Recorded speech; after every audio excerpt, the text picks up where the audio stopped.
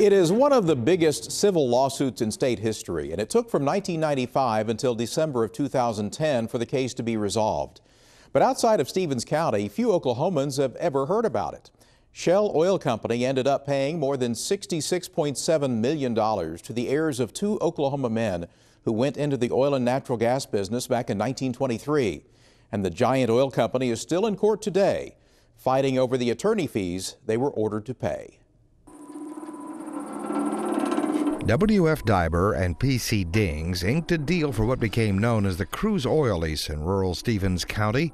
They struck oil for the first time in 1928, but it was in the 1960s and 70s that drilling in the area virtually exploded.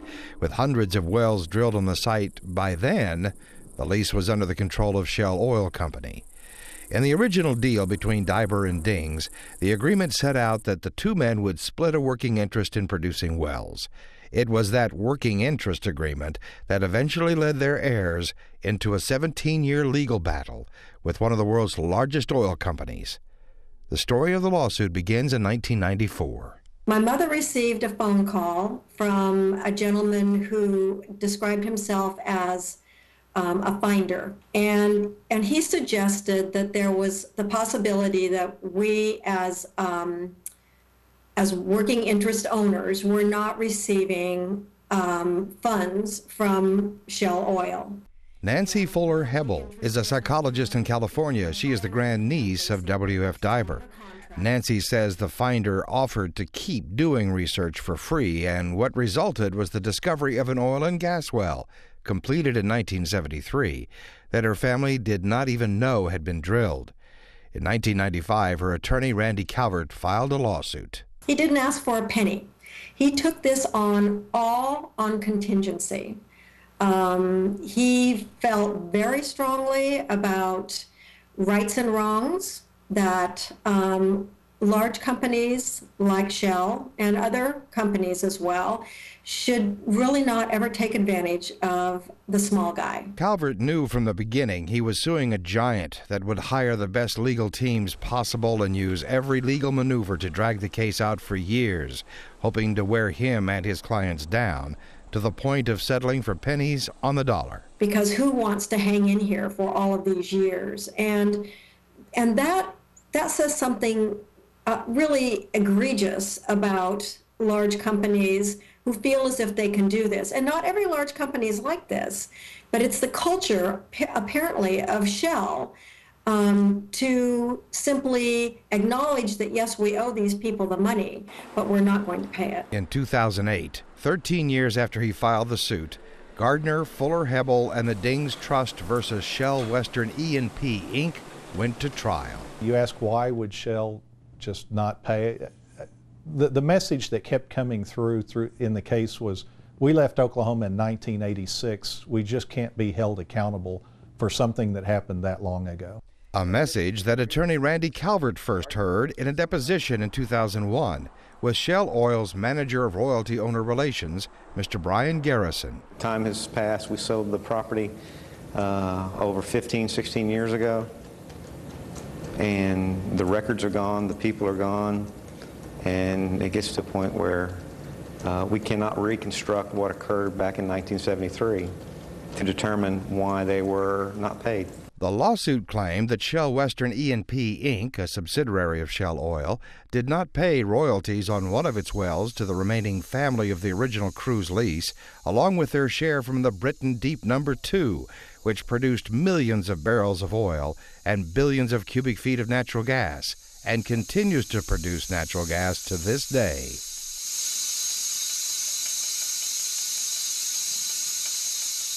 Melissa Howe was the foreman of the jury that heard the case.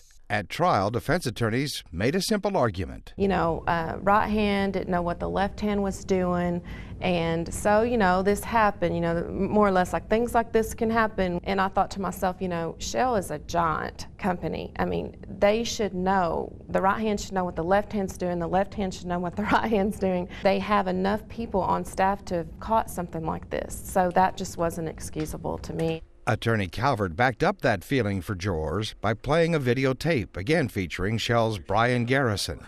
Well, do you think it was just a mistake that they didn't pay us? No, I do not. You don't think that we're owed the money? Not after reviewing the drilling agreement, looking at all the information that was available. Based on historical knowledge of how Shell worked and the number of checks and balances, I don't think there was I think a decision was made not to pay your clients. Shell's representative admitted that they intentionally did not pay the money owed. And so the reaction of the jurors and the appellate judges, the judges that wrote about this, they were they had very good reason to be upset. Shell bought the original cruise lease in 1948. They had rights to the oil and gas field until December of 1985, when they sold it to Maynard Oil Company. When Maynard Oil got to looking at the documents from Shell, questions immediately arose about Britain Deep No. 2, and they wrote to Shell specifically pointing out the Diber and Dings agreement and asked Shell for its accounting of records on the property. Shell replied months later confirming the agreement was real and that Maynard Oil was also subject to it, but there were no records of any payments to the heirs of the oil lease. When the lawsuit was filed, it named Shell and Maynard Oil, but Maynard Oil realized their exposure and quickly settled the case out of court. Shell took the other approach. And what they basically said in court was that if my mom and dad thought that something was wrong, and they didn't really think anything was wrong, they just didn't understand that they, by parents, should have hired an attorney, and the attorney should have gone after them. In fact, Nancy's parents just wanted an explanation for the confusing statements they were getting each month. And Shell kept writing letters back saying, we don't owe you anything. And I remember sitting with my parents and my dad saying, Shell is an honorable company. If they owed us money, they would pay us. And yet, they both looked at the statement saying, it makes no sense. These statements make no sense. And clearly they didn't. These people trusted them with, the duty of being able to tell them what was going on. And I think what happened is when the well became prolific, they just thought they could hide it, and they did. Jury foreman Melissa Howe describes the trial as emotional because of the stories they heard of the damage Shell had done. The story was just amazing, and it was heartfelt, on all of us. One of the family members was living in poverty, from what I believe, living in a mobile home, and was sick and couldn't even afford care, and ended up dying. And while living under poverty conditions, when all along they were probably a millionaire. The jury had no trouble reaching a verdict. They awarded Nancy Fuller Hebel, her sister, and 4 others $13.2 million in actual damages and interest, and after struggling with the amount of punitive damages, settled on $53.6 million. We made requests to Shell Oil for an interview, and we got this email response from Bill Tanner, Senior Manager of Media Relations and Crisis Communications. Quote, while we were disappointed that the U.S. Supreme Court declined to accept our appeal, we nonetheless respect the judgment of the court. We respectfully decline your request for an interview.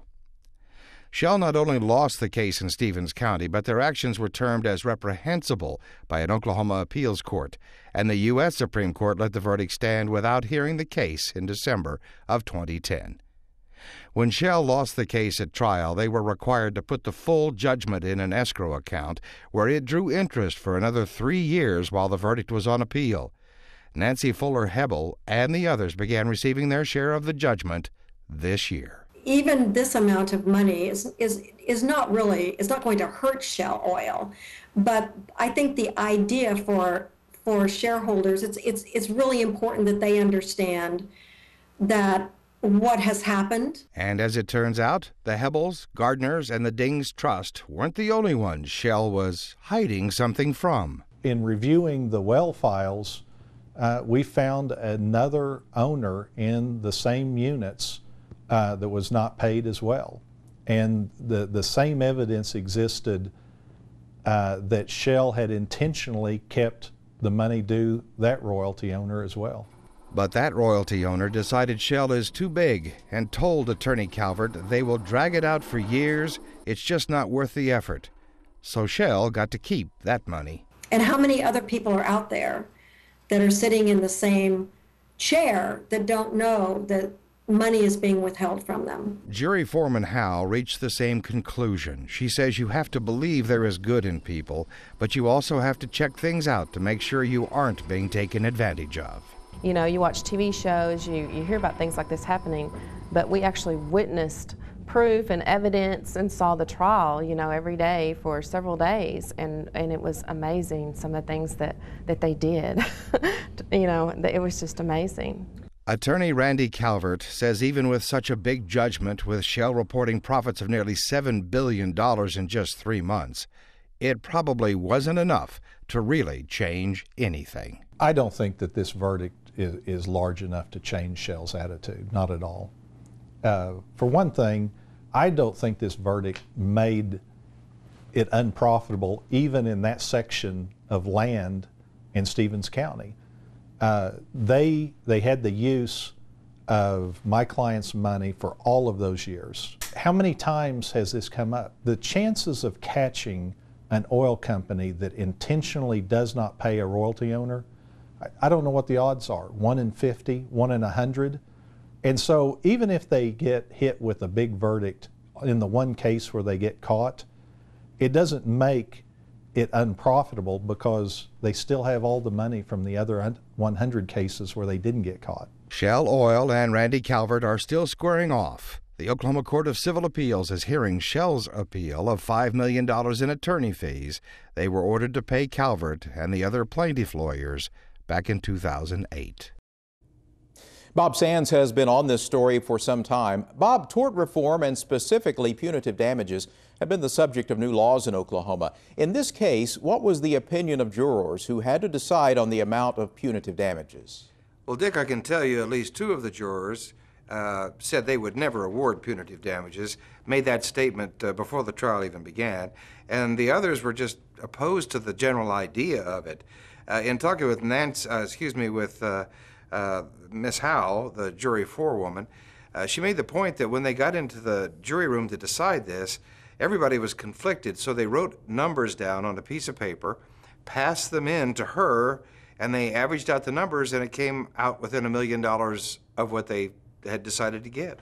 So everybody finally, in the end, all but 2 jurors, signed on to those punitive damages, and they really felt that it was going to send a message to Shell Oil to stop doing this sort of thing.